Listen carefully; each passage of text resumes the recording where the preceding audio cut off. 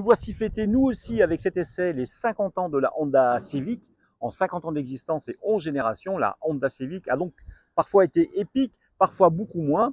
Celle-ci, ce modèle, cette génération, tire un excellent parti de l'ère de l'électrification pour être probablement la seule hybride auto-rechargeable à caractère sportif. Départ donc de chez Honda Martinique, distribué par Sodauto, avec le groupe Parfait.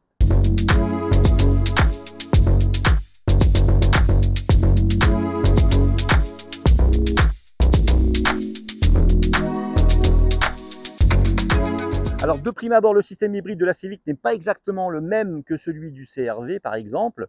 Le 2 litres essence est entièrement nouveau et toute la partie électrique optimisée, recharge plus efficace de la batterie, elle-même plus légère et plus puissante, tout comme le moteur électrique. Mais surtout, le système hybride réagit instantanément aux sollicitations de l'accélérateur, on a pu le voir sur la rocade, sans la réaction souvent décalée des full hybrides.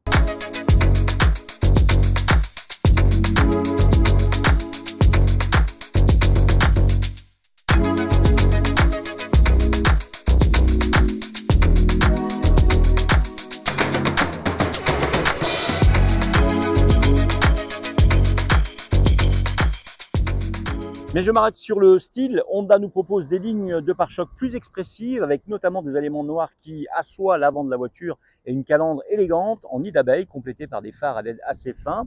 Le dessin des plis de capot a été retravaillé et les montants de pare-brise ont été recalculés de façon à les reculer pour s'aligner avec le centre des roues et donner une allure plus élégante et plus élancée au véhicule. Au final, en dépit d'un dessin plus classique, la Civic e-Eve gagne en élégance et dynamisme. On note toutefois des dimensions assez élevées pour une compacte, 4,55 m de long, 1,80 m de large et 1,41 m de haut. L'empattement, lui, est généreux, il est de 2,73 m et offre cependant un habitacle spacieux mais très sobre.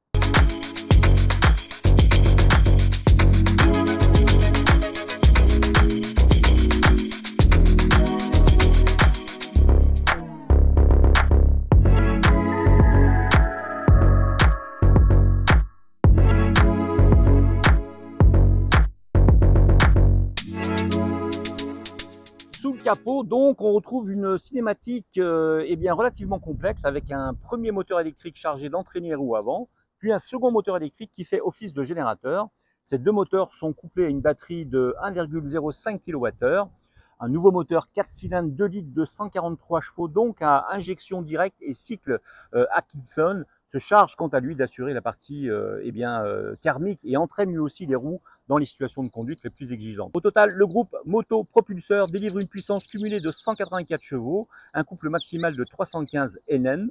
On peut franchir le 0 à 100 km en 7,8 secondes, ce qui est pas loin du record.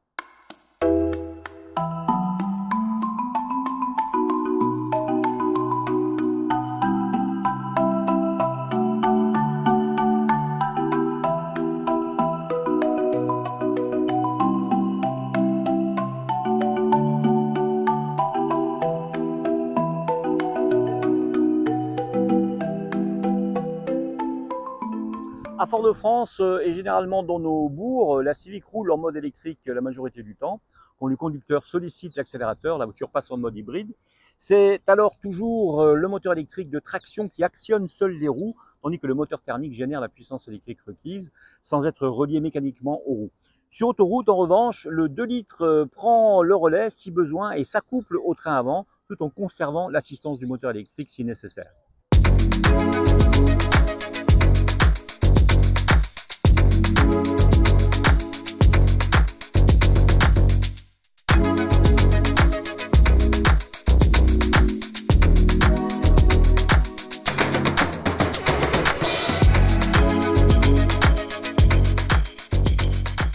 Honda a réalisé un gros travail sur le châssis de sa Civic e-Eve. En plus d'un empattement allongé, les voies arrière ont été élargies de 18 mm et surtout, la rigidité torsionnelle a été augmentée de plus de 20%.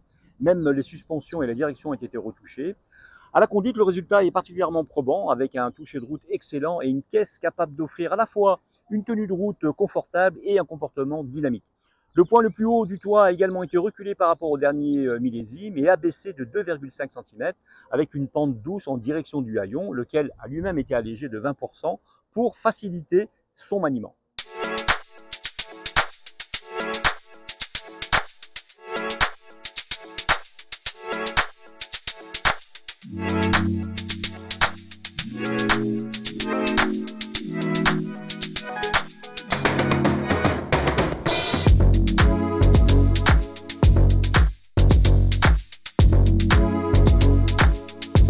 Civic e-Hev est tout simplement une des voitures les mieux équipées de série, ce dès son entrée de gamme.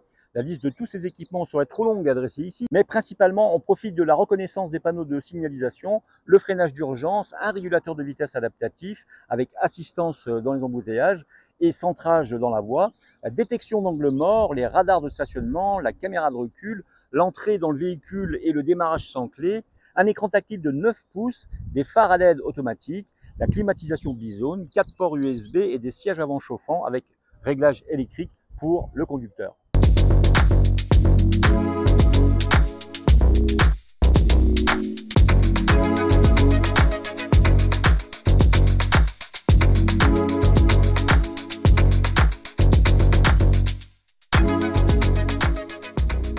Dans l'habitacle, le design est nettement plus moderne et chic que dans la génération précédente.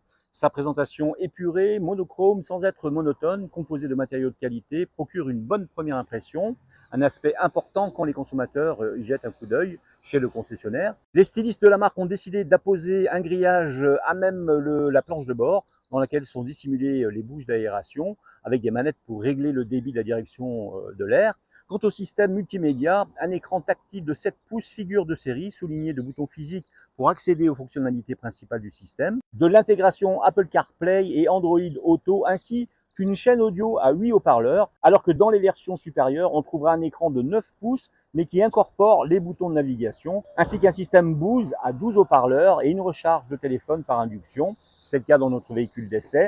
Le tout est facile d'utilisation et plutôt ergonomique.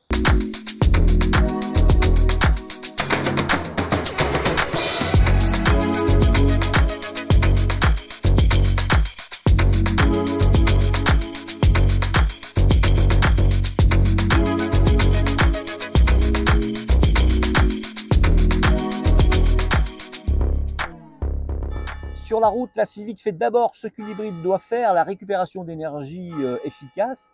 D'autre part, la puissance du système électrique permet de s'élancer au feu vert sans trop se retenir. Et le mode électrique peut tenir seul jusqu'à des vitesses assez raisonnables sur notre rocade ou notre autoroute. De quoi passer là sous les 4 litres au 100 km. Oui, vous avez bien entendu, dans certaines conditions bien sûr. Et 4,6 litres au 100 km de moyenne totale sur le parcours mixte de notre essai ce matin. Avec ce CVT, il n'y a plus de transmission à variation continue, mais un seul rapport fixe. Il fait montre d'une grande souplesse d'utilisation. La mécanique fait preuve d'un certain brio et les relances sont efficaces, surtout à bas et moyen régime. Pour ne pas perturber les clients traditionnels qui s'interrogeaient sur l'hybride, Honda a simulé des passages de rapport en jouant sur des variations de régime du moteur thermique, ce qui est plutôt efficace. Comme celui-ci n'est pas directement relié aux roues, on ne ressent pas le changement de rapport.